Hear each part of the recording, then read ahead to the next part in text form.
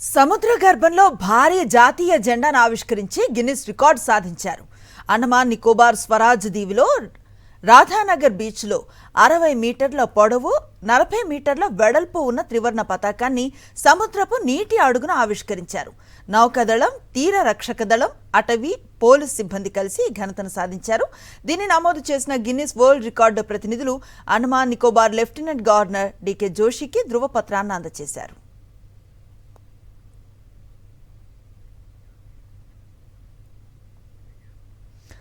West బెంగాల్లోని ఫల్తా నియోజకవర్గంపై కీలక నిర్ణయం తీసుకుంది కేంద్ర ఎన్నికల సంఘం. నియోజకవర్గం మొత్తం రీపోలింగ్ నిర్వహించేందుకు ఆదేశాలు జారీ చేసింది. ఫల్తాలో 285 కేంద్రాల్లో ఈ నెల 21న రీపోలింగ్ జరగనుంది.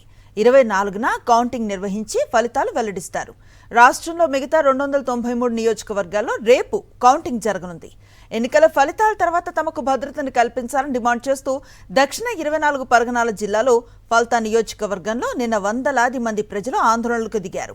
టీఎంసీ గూండాలు తమను బెదిరిస్తున్నారంటూ సుమారు 7 గంటల పాటు రోడ్డును దిగ్బంధించారు. తమ నియోజకవర్గంలో రీపోలింగ్ నిర్వహించాలని డిమాండ్ చేశారు.